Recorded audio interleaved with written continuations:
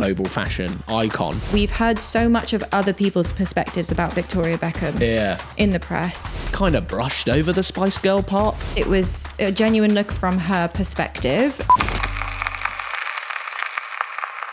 Hi guys, this is Cut to the Take. And today we're going to be talking all things Victoria Beckham. Yes, we are.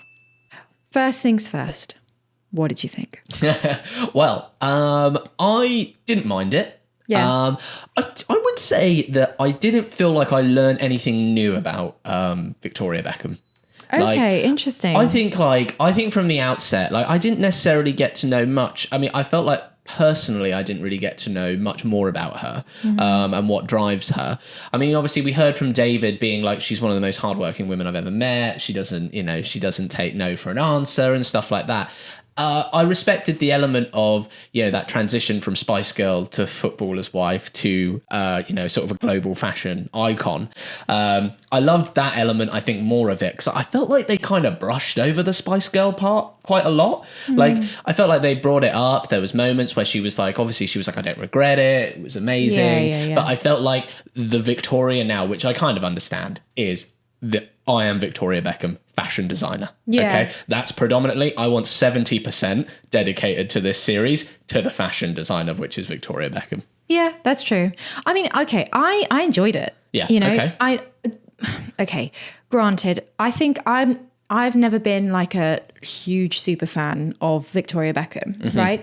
I've just never followed her that closely. Yeah. But from what I've seen, I'm like, yeah, you seem nice, you seem cool, but I've not been like... You're more of a David fan. Your love of football and... Yeah. So, but that's what I really enjoyed about this is like, I don't even really, apart from the Beckham show, I don't really ever think I'd heard her speak that often. Yeah. So I feel like I knew of Victoria Beckham, but I didn't really know much else about that. So for me, for somebody who knew of her, wasn't like a huge super fan and didn't know every detail of her life, I was like, yeah, this is relatively enjoyable. You know, I'm enjoying watching this, getting to know a little bit about her. I know her from, the stereotype of who she is. Of course, yeah. And I feel like I kind of got like a peek behind the curtain about who she is. And yeah, that was fine for me. Was it groundbreaking? No.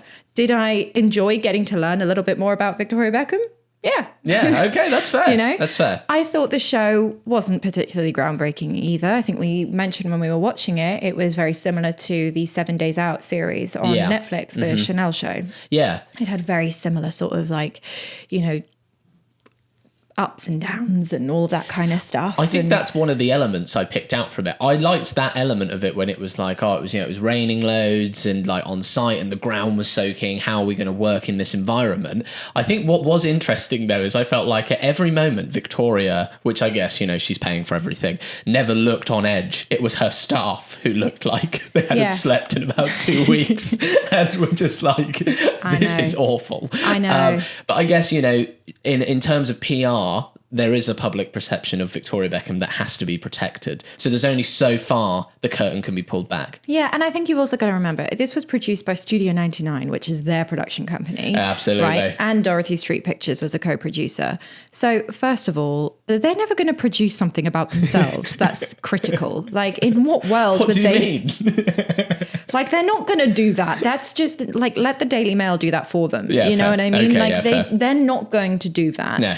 So anybody going into this thinking it was going to be a really critical view, why would they? Yeah. Why would they do that? Well, why would they invite that in? Yeah. It was always going to be a puff piece in that sense, where it's, good for their brand.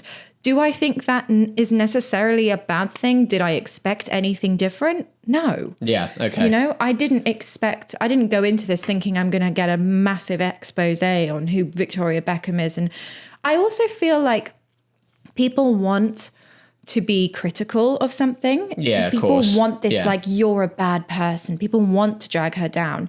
I'm like, it's okay if she's good. Yeah, absolutely. Like, that doesn't make it bad. Do we need to have this big, huge thing where she's, being torn down and like exposed and all this kind of stuff? I don't think so. Ultimately, I feel like that's the thing, right? Is that, of course, yes, Victoria Beckham is part of the 1% in society. Therefore, the problems that arise in her show are problems that, we could only ever dream of, essentially. £70,000 on plants. Exactly. And £15,000 a year for someone to come and water the office plants. I mean, do you know what I mean? That's and just it's like insane. when we're at that scale of wealth and sort of notoriety, we're never take it at what it is. This is a look inside of someone who is part of the 1%. So therefore, their problems and what they deem a problem is going to look vastly different to what I deem a problem, let's say. Oh, totally. And I mean, I think she did talk about some pretty vulnerable things. I mean, she spoke about her eating disorder. Yeah, I thought which has always been a big thing that's followed her for her whole life. Yeah, but I think the fact that she spoke about that on camera, that's not an easy thing to talk about.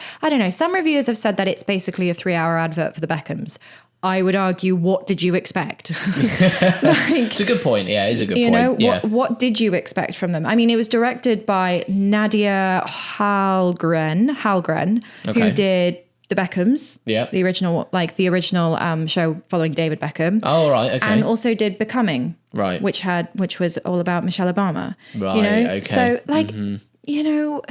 with the team that was put together, and the fact that they were producing it, did you really expect them to go into their personal life in a really deep, almost invasion of privacy kind of way? I don't think so. In the same way that, I don't think anybody would want that on Netflix for the whole world to watch. I think it was a genuine look into who she is. It was a genuine look from her perspective, and that's all right. We've heard so much of other people's perspectives about Victoria Beckham in the press. I don't think it's necessarily a bad thing that she says something about who she wants, who she is. Or who she thinks that, she is. Yeah, absolutely.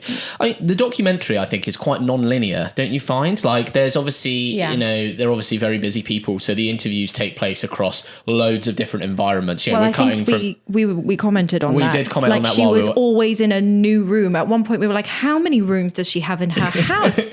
Because it was constantly a new setting, a new room, a new location. It got to the point where it was like, this is wild. Yeah, I didn't know if they were they're in their Hertfordshire mansion or whatever. Then they go their farm, the Cotswolds farm. Then there's the London one. Then she's in I swear she's in a restaurant or something. It looks like above 11 or whatever. At one point, I swear she was in New York. Yeah, as well. I don't know. Listen, there were a lot of rooms, and I think that would be my one critique. There were too many rooms, too many locations. But that was the one thing I was going to ask you. We even cut in various episodes. It's not linear, right? It's not like we go, this is, Victoria when she was young. This is the Spice Girls. This is the fashion growth. We cut back and forth to loads of moments like that. Yeah, there's moments where it cuts to Paris, back to the Spice Girls. Yeah. And what they're doing, and then it cuts to another interview. Did you find that a disruptive way of how they built the edit, or did you find it more engaging? No, I enjoyed it. I think it was put together well, the storyline. I could see how they were, the 3 acts and how they were pacing it and all of that kind of stuff. I feel like we're going back and forward in time based on what they were talking about on the topic. Yeah, no, I enjoyed it. I honestly, not groundbreaking, okay? It wasn't groundbreaking by any means. And I'm not sitting here being like, it's the best thing I have ever watched. That's adolescence. No, but it was good. It was good for something that was produced by the person who it's about. Fair. That's a fair comment. Yeah. Yeah. That's it. Look forward to series 2. Well, I don't really know where they go from there. I think that might be it. That might be it. Maybe one about the kids. Yeah, I don't think they do that to the kids. No, I don't think so either. Not unless the kids wanted one. Yeah, but then they could have one. But also the kids haven't really done enough in their lives to warrant. No, that's true. I think that would be okay. We're pushing it now. Yeah. Thanks, guys, for listening. That was Cut to the Take. If you want to watch more of these, or if you want to watch the full episode, do click on the playlists. Otherwise, we put these out every week, so please do subscribe for more. Give us a like or a comment. Tell us what you think. Thanks for being here. We'll see you soon. Bye.